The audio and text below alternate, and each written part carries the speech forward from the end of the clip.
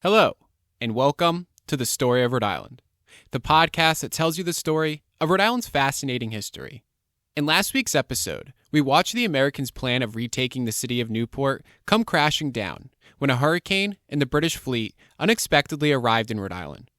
And now, after losing support of the French, the American army on Aquidneck Island must find a way to safely retreat back to the Rhode Island mainland while the enemy attempts to run them down. As we jump into episode 7, it's late August of 1778, and General John Sullivan, a man anxious to repair his tattered reputation, can be seen standing atop a 200-foot-high hill known as Butts Hill. The hill is located within the town of Portsmouth on the northern end of Aquidneck Island. Surrounding that hill is a well-constructed fort that was built by the British Army back in September of 1777, but one that will now act as the central command post for General John Sullivan and his other commanding officers. One of those officers, Major General Nathanael Greene, is a man that we've come to know quite well throughout the Revolutionary War. However, the other, General John Glover, is new to us. Glover is a seasoned military officer from Massachusetts and a man who has been fighting in the Revolutionary War since it first began. And while each one of these men are from different states, there's one thing that they all have in common: a deep devotion to the cause they are fighting for. Something that can also be said for the 7,500 American soldiers within their ranks. And that's a good thing, because these men are going to need that devotion to accomplish the incredibly difficult task at hand. The American army must find a way to keep the enemy soldiers at bay so that they can lead an orderly retreat across the Sakonnet River and back onto the Rhode Island mainland. If they fail, then thousands of American soldiers will either be killed or taken prisoner. But if they succeed, then they will live to fight another day and be able to continue to defend their newly acquired independence. Now, it won't be easy, as some of these men have never seen a day of battle in their entire lives, and they're fighting an extremely well-trained army. Both sides know that over the next several hours, men will die and blood will be shed throughout Aquidneck Island. The story of the Americans fighting to defend their ground during the Battle of Rhode Island is what we'll cover in this week's episode of the Story of Rhode Island podcast.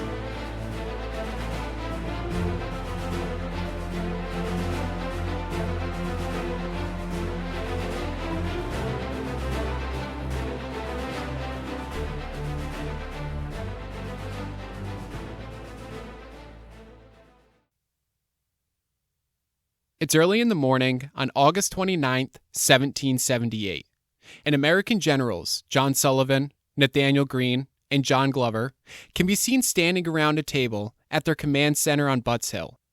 As a sleepless group of men rub their tired eyes, they study the map of Aquidneck Island sitting on the table in front of them. Located in the top right-hand corner of that map, about 2 miles east from where they stand, is Howland's Ferry. It's at this location where American troops will eventually be rowed across the Sakonnet River and back into Tiverton, allowing them to retreat north back into Providence. Guarding that escape route are 7,500 American soldiers stationed at various defensive positions throughout Portsmouth. Closest to the ferry are 2,500 militiamen from Massachusetts and Rhode Island, a group of inexperienced troops tasked with guarding the boats that will be used to escape. Then, there's the American officers in their command center on Butts Hill. This location is the American Army's last line of defense. If Butts Hill is overrun, then all hope is lost, and the Americans will have to make a mad dash across the Sakonnet River, an outcome that would inevitably lead to a large part of their army being taken prisoner. South of Butts Hill are the Americans' two main wings. Their right wing, positioned on the west side of the island, stretches about a half-mile southwest from Butts Hill to Durfee's Hill, or what we know today as Lehigh Hill. This wing is commanded by Major General Nathanael Greene. To the east of that wing is the Americans' left wing, commanded by General John Glover. The left wing expands almost 1.5 miles south past the right wing, first to Turkey Hill, which is located at the present-day intersection of 114 and Headley Street, and then to Quaker Hill, right about where Route 138 intersects with Middle Road today. But even closer to the enemy, about 2 miles south of the right and left wings, are 2 light infantry units that will act as the Americans' advance guard. One of the units, led by Colonel John Lawrence, is located on the west side of Aquidneck, while the other, led by Colonel Henry Livingston, is located on the east side of Aquidneck. It will be up to the brave soldiers in the advance guard to bear the initial brunt of the British and German forces. And so these are the various locations and regiments that the officers study while standing at their command center on Butts Hill. The men point at the different hills and roads on the map to make sure that they're prepared for whatever the enemy throws at them. But then, only about a half hour after the sun has risen above the horizon, the officers are informed that Colonel John Lauren's advance guard, stationed about 5 miles south from where they stand, has begun engaging with the Hessians. The men lift up their heads from the map, walk out of the tent, and direct their vision south. Each one of them know that the Battle of Rhode Island has begun. Retreating north from their initial position at the present-day intersection of Route 114 and Union Street are 100 American soldiers from the front of Lauren's advance guard. As they head up the western side of Aquidneck Island, a group of 150 Hessian Chaucers follows closely behind. After a brief engagement, the Americans have killed 1 German soldier while wounding a few others. They know that the men closing in on them are anxious for revenge. After retreating for a short while, the Americans decide that they must defend themselves. So with their hands sweating from the heat of combat, they turn and fire at the Chaucers. Unfortunately, their fire is ineffective, so they're once again forced to retreat. Before long, they manage to make it back to the rest of the soldiers in the advance guard, bringing their numbers up to 300 men. Leading these men is Colonel John Lawrence of South Carolina, a man in his mid-20s whose death-defying stunts earlier on in the war have left some wondering if he has some sort of death wish. Colonel Lawrence comes from an extremely wealthy Southern family, and like most young men, he often finds himself clashing with his parents' more conservative views. Unlike his parents, Lawrence deplores the act of slavery, and recently wrote to his father that he believes that slaves have been, quote, unjustly deprived of the rights of mankind, unquote. Needless to say, the ideals he's willing to die for during this fight on Aquidneck Island are far more radical than those of his southern countrymen. When the men retreating make it to Lauren's line, he can tell that they're afraid. Therefore, in an attempt to rally their spirits, Lawrence rides his horse amongst his soldiers while waving his sword in the air. He tells them to remain steady and remember their training. Unfortunately, the men are in need of more than just training, as they are severely outnumbered by the approaching enemy. After regrouping and receiving reinforcements, the number of German soldiers now totals more than 1,800 men. When the American troops see the enemy soldiers charging at them from 3 different directions, the men promptly begin a hasty retreat. Lawrence, repeating the rash acts of bravery that he committed earlier on in the war, wildly begins waving his sword in the air, hoping it'll convince his men to stand and fight. But his attempts have no effect, and his men begin streaming past him as if they were a river flowing around a rock. Finally, showing some restraint, Lawrence kicks his horse and begins retreating alongside his men throughout the farms and fields on Aquidneck Island. As the German soldiers follow closely behind them, they pass by wounded American troops with blood scattered across their uniforms. During their pursuit, the Hessian soldiers come across a farm owned by a Quaker family that's remained neutral throughout the war. The Germans, believing that these locals might be housing American rebels, burst into the house while pointing their guns directly at the family. While holding their hands up in front of their faces, the Quakers begin to beg for mercy.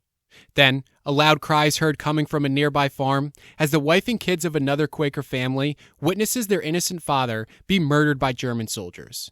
Amidst this chaos, a group of American troops burst into the house and take the German soldiers by surprise. Seeing that they are outnumbered, the German troops put down their weapons and are forced to surrender. Before the American soldiers leave the house, the families walk over to thank the men who have potentially saved their lives.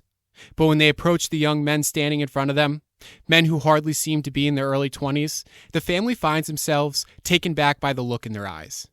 It's not only intense, but somewhat blank as well.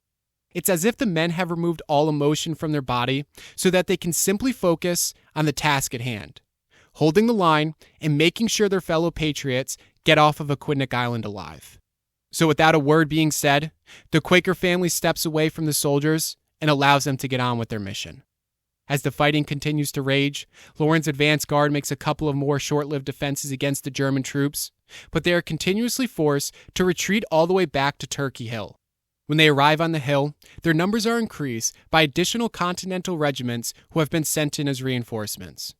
The men bravely battle the German enemy, but are once again overpowered and forced to retreat back to the main lines to the west of Butts Hill. With the enemy now just having taken Turkey Hill, they're inching their way closer to the Americans' main line.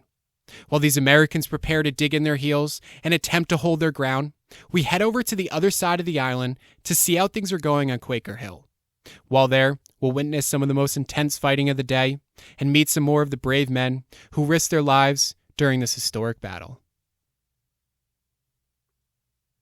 Standing on the eastern side of Aquidneck Island is Quaker Hill.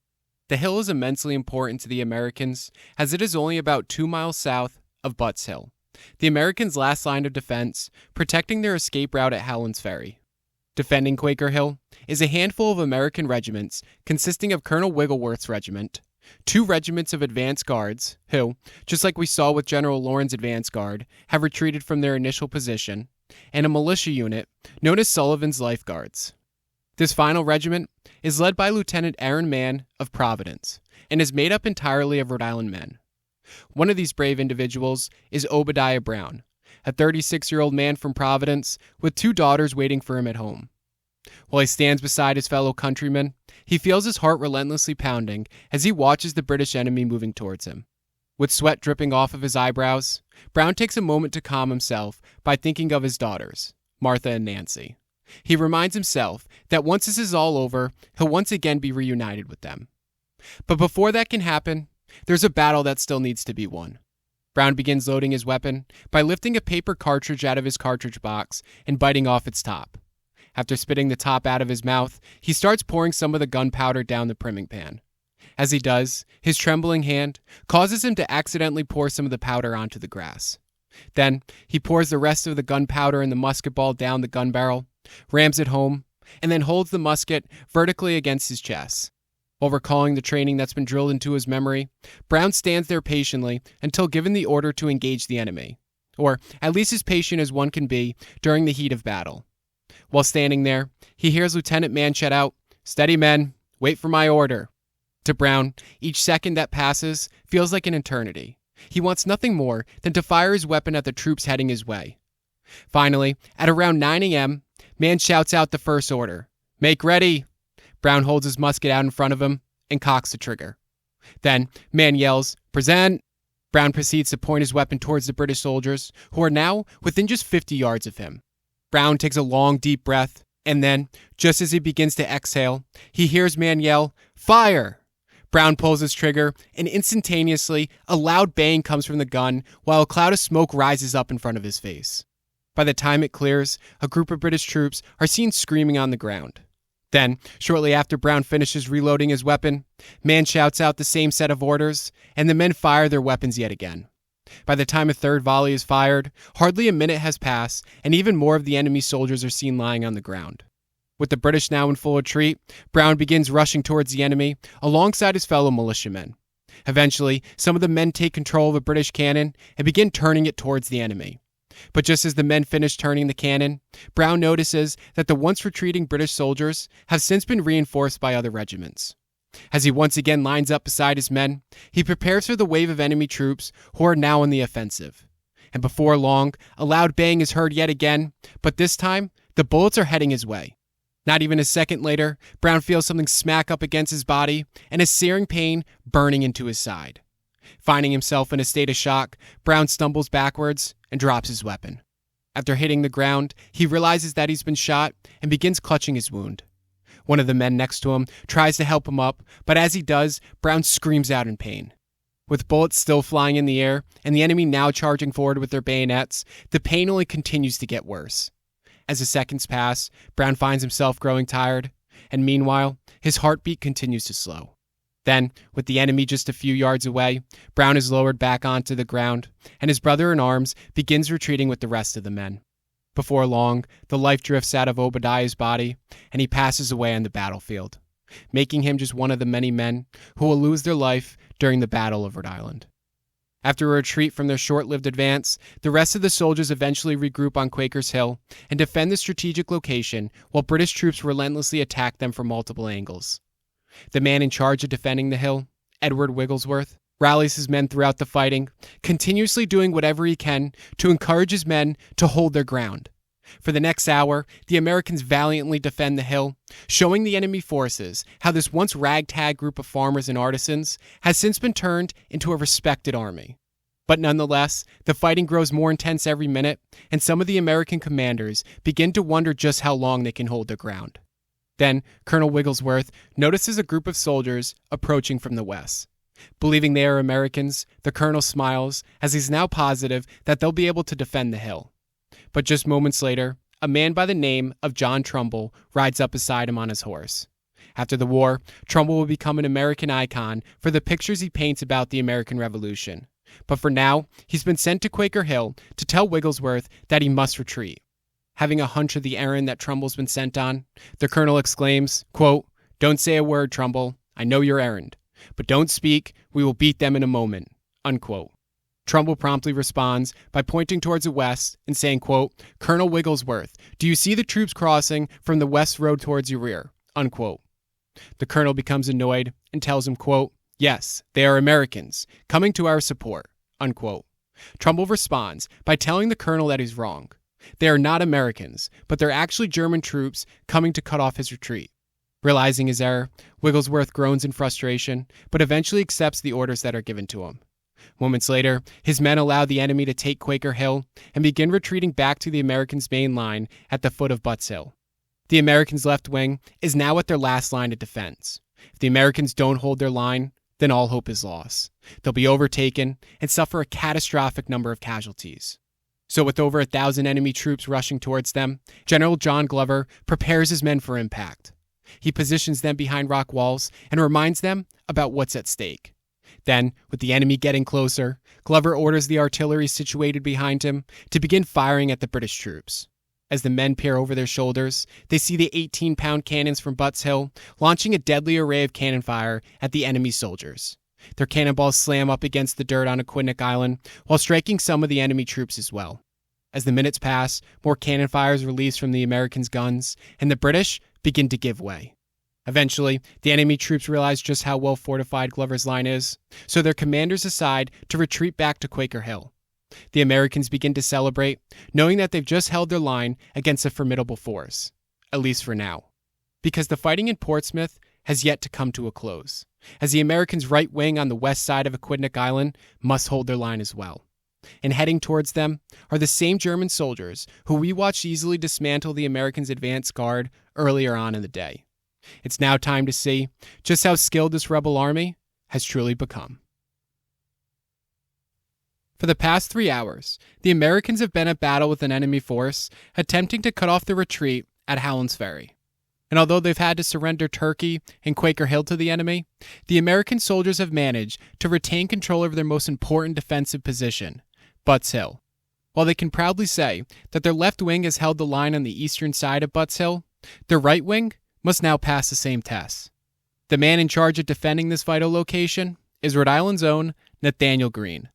To ensure this position is held, Greene has laid out numerous regiments along the hills and valleys to the west and southwest of Butts Hill. And one of these regiments is perhaps the most extraordinary regiment of the entire war.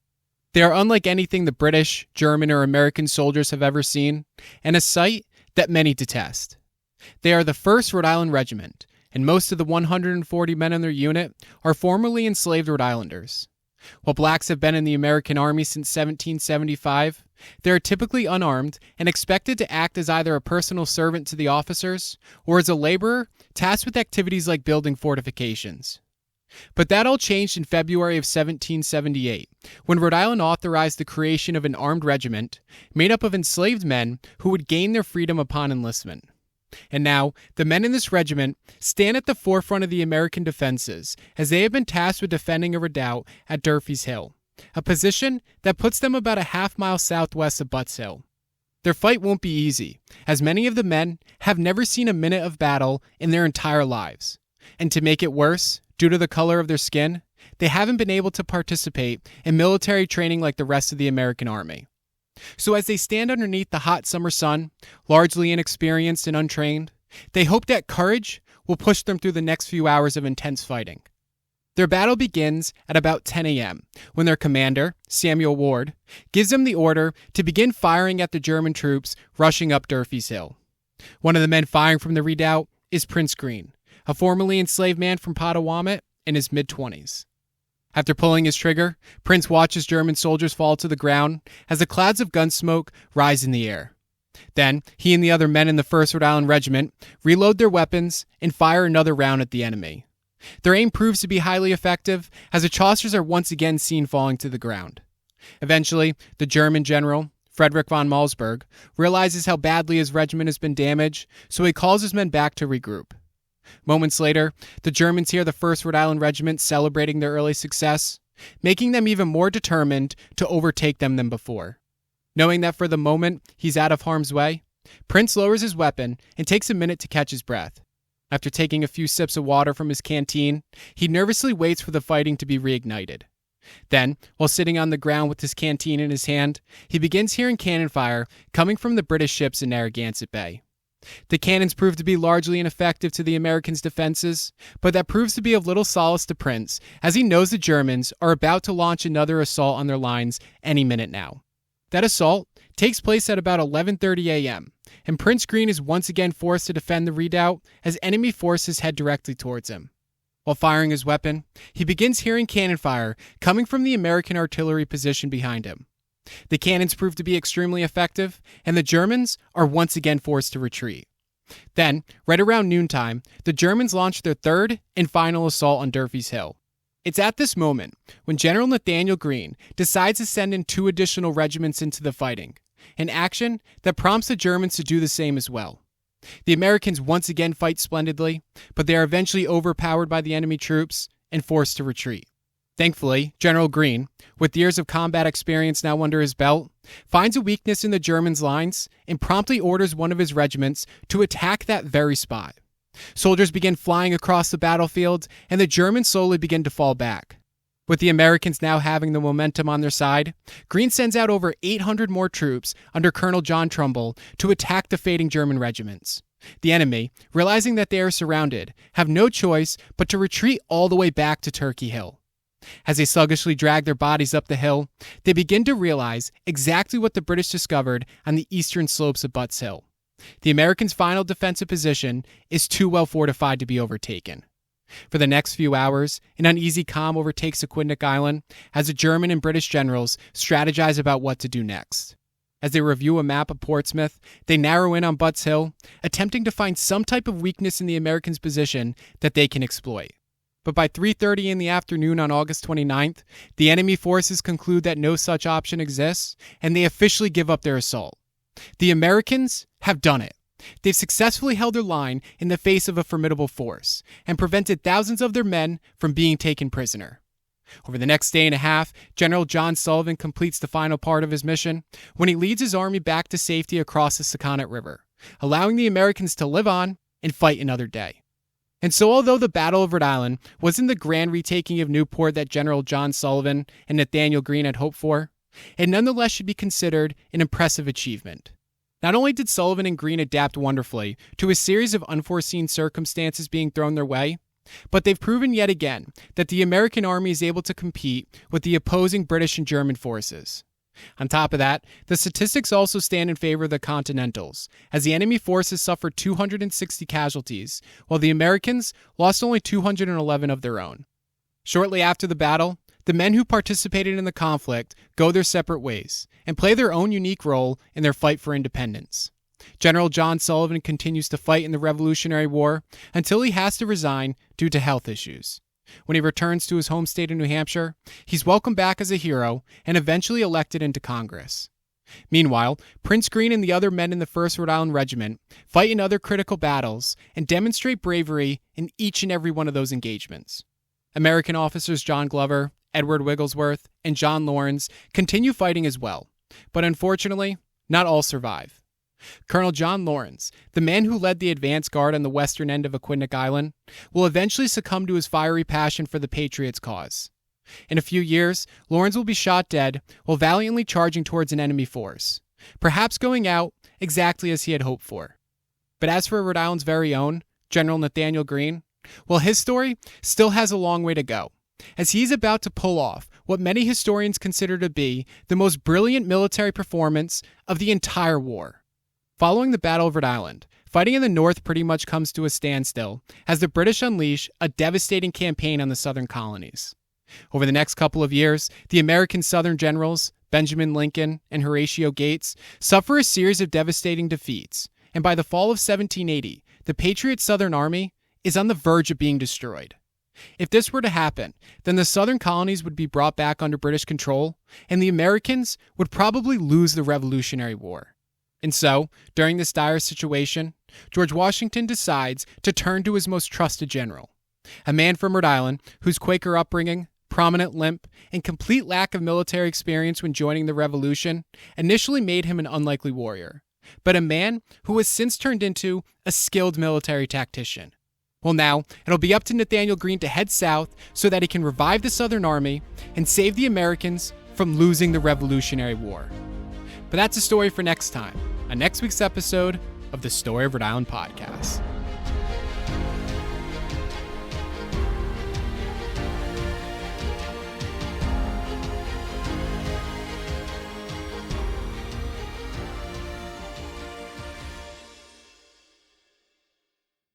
Thank you for listening to the Story of Rhode Island. If you are enjoying the podcast, please be sure to leave a review and to follow the podcast as well. If you'd like to learn more about today's episode and others as well, you can visit storyofrhodeisland.com. You can also follow me on Instagram at Story of Rhode Island or on Facebook at the Story of Rhode Island podcast. Thank you again, and see you next time.